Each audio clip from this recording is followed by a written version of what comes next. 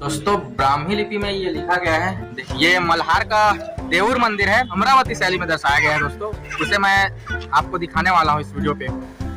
दोस्तों मेरे पीछे ये दो मूर्तियाँ देख रहे हैं आप, बहुत सारी कलाकृतियाँ की गई है। तो ये है देवुर मंदिर का गेट और ये है आर्कोलॉजिकल सर्वे ऑफ इंडिया का बोर्ड जो इस मंदिर परिसर के बारे में आपको जानकारी प्रदान करता है। यहाँ एक छोटा सा गार्डन है, बहुत ही खूबसूरत सा यहाँ पर गार्डन बनाया गया है आपके टहलने के लिए और इस मनोरम प्राचीन मंदिर के दृश्य को देखने के लिए। खुदाई से प्राप्त इस मंदिर को लगभग 6वीं शताब्दी का माना जाता है, सोमवंशियों के शासनकाल का। और यहाँ देखिए आपको द्वारपाल के रूप में जय विजय दिखाई देंगे यहाँ पर, जो कि हर 6वीं 7वीं शताब्दी के मंदिरों में आपको दिखाई पड़ता है। यहाँ यमुना मैया भी दिखाई देगी, कच्छप वाहिनी और एक स्कंद माता और कार्तिकेय की भी मूर्तियाँ हैं यहाँ पर। और इस तरफ देखेंगे तो आपको गंगा मैया दिखाई देती है जो कि मगर वाहिनी है, और इस तरफ विजय भी दिखाई देते हैं, जय विजय द्वारपाल के रूप में। ये भारवाहक कीचक के रूप में जाना जाता है। इनके गले में भी बहुत ही सुंदर नक्काशी की गई है। और ये देखिए दोस्तों, जिसके बारे में बता रहा था मैं आपको कि यहाँ अमरावती शैली में बहुत ही खूबसूरती से मूर्तियों को सजाया गया है। ये सारी मूर्तियाँ शिव जी के विवाह के समय का है, जहाँ देखिए भूत प्रेत डांस कर रहे हैं, नृत्य कर रहे हैं उनके विवाह में। यहाँ पर शिव और पार्वती माता को दिखाया गया है। चलिए दूसरी ओर के कलाकृतियों को भी देख लेते हैं। यहाँ भी अमरावती शैली में भगवान शिव और माता पार्वती के विवाह का ही चित्रण किया गया है।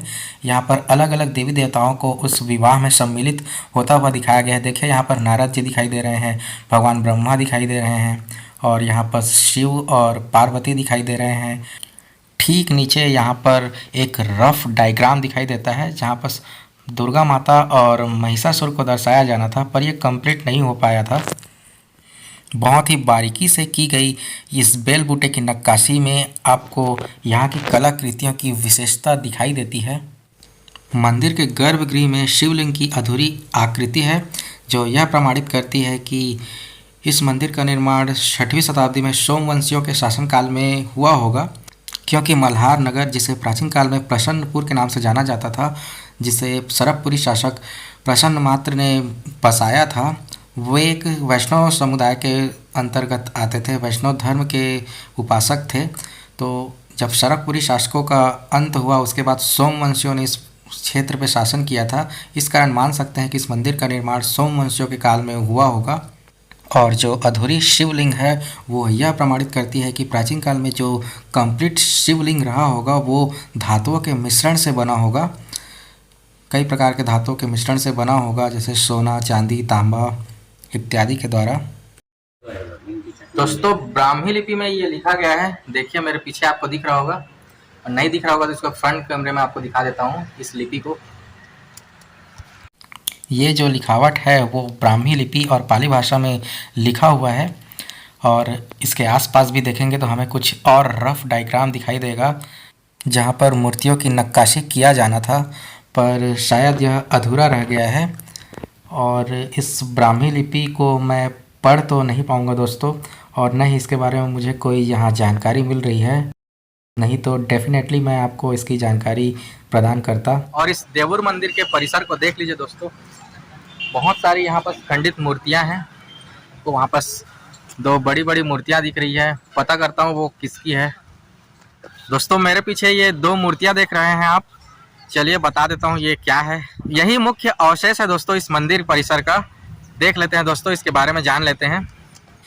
ये जो मूर्ति है वो अर्धनारीश्वर शिव शक्ति की मूर्ति है, क्योंकि आप देख सकते हैं यहाँ पर एक कान में कुंडल दिखाई देता है और दूसरी ओर माता पार्वती के कान में बाले दिखाई देता है, और नीचे माला भी दिखाई दे रहा है। गले में आपको एक और माला दिखाई देता है, एक और खाली है। और ये जो मूर्ति है वो अज्ञात है दोस्तों। हो सकता है ये किसी राजा की मूर्ति हो, या हो सकता है ये विष्णु जी की प्रतिमा हो।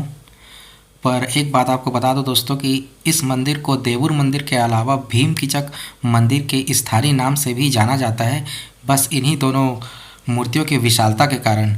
और यहाँ देख लेते हैं दोस्तों क्या है। यहाँ पर एक द्वार दिखाई दे रहा है जो खंडित द्वार है। इसी मंदिर परिसर का ही ये द्वार रहा होगा। इसमें बहुत सारे नाग नागिन का चित्रण किया गया है। ये सारे चित्रण सोमवंशियों एवं उत्तर भारत के कलाकृतियों को प्रदर्शित करता है। ये मंदिर का पिछला हिस्सा है, साइड व्यू है मंदिर का, देख लीजिए। यहाँ भी बहुत सारी कलाकृतियाँ की गई है। दिखा देता हूँ, एक्सप्लेन कर देता हूँ आपको कुछ कुछ को। और मैं यहाँ पर शिव की स्तुति करते हुए चित्रांकन किया गया है। और इन दीवारों में देखिए दोस्तों, आपको द्रविड़ शैली नज़र आएगी।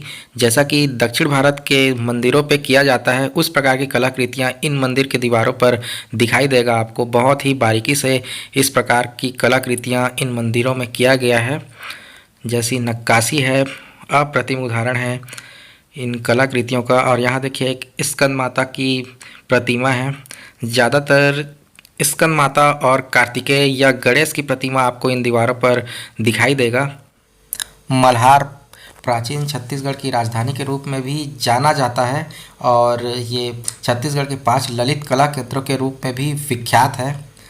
यहाँ पर देखिए दोस्तों, आगे हम यहाँ पर भगवान विष्णु की प्रतिमा देखते हैं। नीचे उनका वाहन गरुड़ है और अगल बगल में देवदासियाँ हैं। व्यापारिक दृष्टि से मल्हार काफ़ी महत्वपूर्ण नगर रहा है प्राचीन काल में, क्योंकि यह उत्तर भारत को दक्षिण भारत से जोड़ता था। एक और आप मंदिर के भग्नावशेष को देखते हैं तो दूसरी ओर आप इन मंदिर के दीवारों पे अंकित कलाकृतियों को देखते हैं, जो कि आपको यह दर्शाता है कि यह भव्य मंदिर रहा होगा प्राचीन काल में, जो कि जीर्ण हो चुका है और पूरी तरीके से टूट फूट सा गया है। ऊपर का तो छत ही नहीं है दोस्तों इस मंदिर में, पर शिखर विहीन यह मंदिर आपके मन में एक अमिट छाप छोड़कर चले जाती है दोस्तों। क्योंकि देखिए आप ये प्राचीन काल के सिविल इंजीनियरिंग को देखिए, आज की तुलना में कितनी ज़्यादा वास्तुकला की दृष्टि से एडवांस है। इस मंदिर की दीवारों में आपको कुछ टूटी फूटी मूर्तियाँ भी दिखाई देंगी, जिसमें किसी के धड़ नहीं है, किसी का सर नहीं है, किसी के हाथ नहीं है, जो कि क्षेत्रीय राजवंशों के द्वारा की गई युद्धों को भी दर्शाता है, संघर्षों को भी दर्शाता है। प्राचीन मल्हार को लेकर ऐसी जनश्रुतियाँ भी है कि यहाँ तांत्रिक क्रियाएं भी होती थी। तंत्र मंत्र का क्षेत्र है यह मल्हार, जो कि आपको कुछ कुछ इन चित्रणों से दिखाई पड़ जाएगा। यहाँ पर नाग नागिन का चित्रण किया गया है। कुछ युगल प्रतिमाएं हैं जिनके साथ नाग नागिन का चित्रण किया गया है। अब ये वासुकी नाग है या भगवान शेष नाग है, इसके बारे में तो जानकारियाँ नहीं हैं, पर यह हो सकता है कि सोमवंशियों के काल का रहा होगा, क्योंकि सोमवंशी शैव धर्म को मानते थे और शरभपुरी वंश वैष्णव धर्म को भी मानते थे। तो वैष्णव धर्म में भी शेष नाग आते हैं और शैव वंश में वासुकी नाग भी आते हैं। आगे हम देखते हैं तो हमें एक संग्रहालय भी दिखाई देता है, जहां बहुत सारी प्राचीन मूर्तियों को संग्रहित करके रखा गया है। हो सकता है इसके संबंध में अभी शोध किया जाना होगा, इसलिए इसे आम आदमियों के पहुंच से थोड़ा सा दूर रखा गया है और इसे ज़्यादा इम्पोर्टेंस दिया गया है इस संग्रहालय में। यहाँ पर भी खंडित मंदिर के ही पार्ट्स आपको दिखाई देंगे, कुछ न कुछ ये दीवारों के या हो सकता है शिखर का ही भाग रहा होगा, जो कि टूट चुका है। तो दोस्तों, कैसा लगा यह वीडियो आपको जरूर कमेंट करके बताइएगा, और मैं आप लोगों के लिए ऐसी नई नई वीडियो लाता रहूँगा दोस्तों। प्लीज़ मेरे यूट्यूब चैनल को सब्सक्राइब कर दीजिएगा दोस्तों, और ये वीडियो अच्छा लगा हो तो लाइक कीजिएगा, शेयर कीजिएगा, कमेंट कीजिएगा।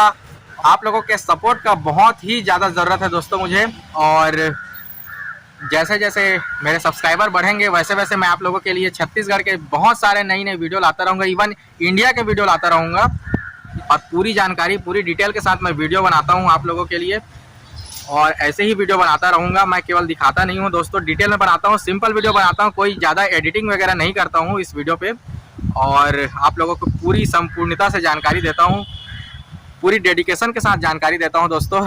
इसलिए बार बार कह रहा हूँ, मेरे इस यूट्यूब चैनल को सब्सक्राइब कीजिएगा दोस्तों। चलिए दोस्तों, आपका दिन शुभ हो और आप अपना ख्याल रखें, फिट रहें।